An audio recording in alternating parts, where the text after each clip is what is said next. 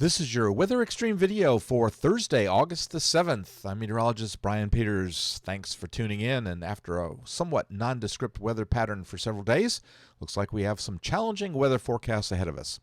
There's the Alpha Skycam network from ABC 3340, and we see from the Birmingham Skycam, looking out over Red Mountain there, we see a few high cirrus clouds and even a jet contrail. And a nice sunrise shot from Mount Cheaha as we look out over the end of the Appalachians from the highest point in the state of Alabama. The upper air pattern has been one that's been somewhat challenging and continues to be that way as we have a flow that is becoming more northwesterly aloft. We did have a trough over the eastern part of the country, and that trough has gently moved out into the extreme western Atlantic, but looks like another trough is fixing to develop. Temperatures across central Alabama generally in the lower 70s this morning, a few spots dipping into the upper 60s. For rainfall for the next 5 days, it looks like the thrust of much of the rain is going to be generally a little bit to our north along a weak frontal boundary that will be sliding into that area. And that will help to increase our rain chances, at least over the weekend. While I hate to see rain chances on the weekend, we could certainly use the rain. Storm Prediction Center for day one, not outlooking any slight risk area. They do have a couple of C-text areas, one in Missouri and one in the Central Plains, just to the east of the Colorado area or eastern Colorado. And then on day two, we have a C-text in the Central Plains area.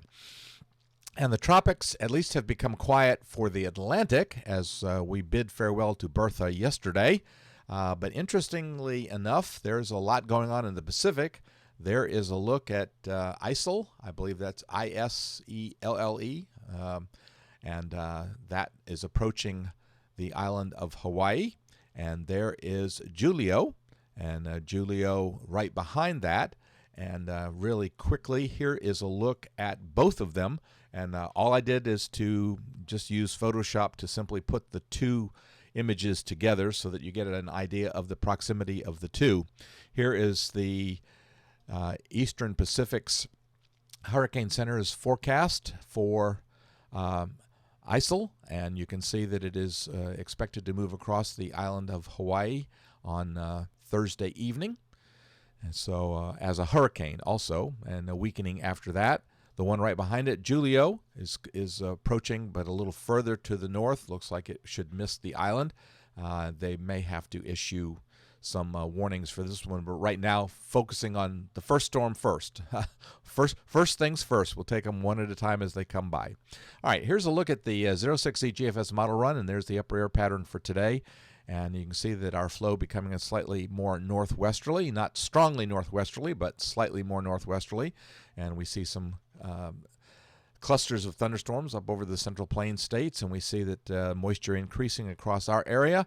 Looking at precipitable water values, they're still a little below where we typically see, but they are on their way up for this time of year. So it looks like showers becoming a little bit more widespread across the area. They were isolated across the South Alabama area yesterday. The flow becomes a little bit less northwesterly momentarily on Friday, but with moisture levels coming up and that front kind of approaching, we see that the GFS forecasting fairly reasonable chance for some showers, I think probably in the 30 to 50% range, and we do see that precipitable water values again rise up substantially.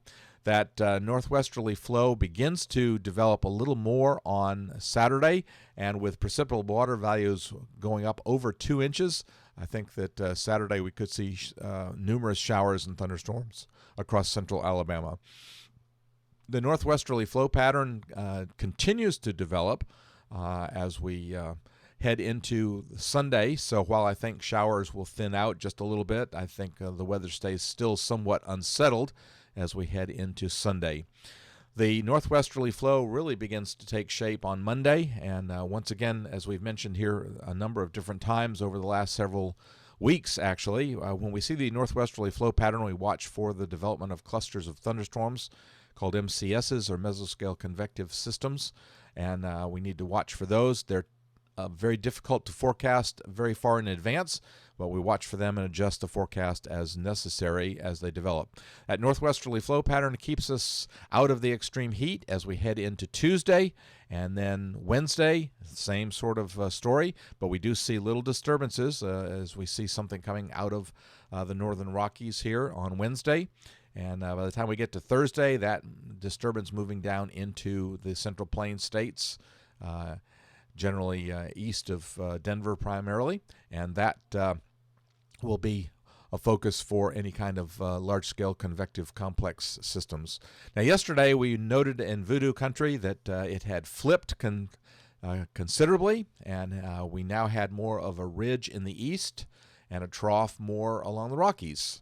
Well, that has now flipped back, so confidence not real high. I think confidence probably back up a little bit because this is the pattern that we've seen more of this summer. And as we get out to the end of the period around the 22nd of August, we see that the GFS now keeping the ridge in the west and the trough in the east. And again, confidence not high because of the flipping and flopping of the models this far out, but it's always interesting to watch. Well, that'll do it for the Weather Xtreme video for this Thursday. I expect you'll have the next Weather Xtreme video posted first thing on Friday morning. In the meantime, enjoy your day and Godspeed.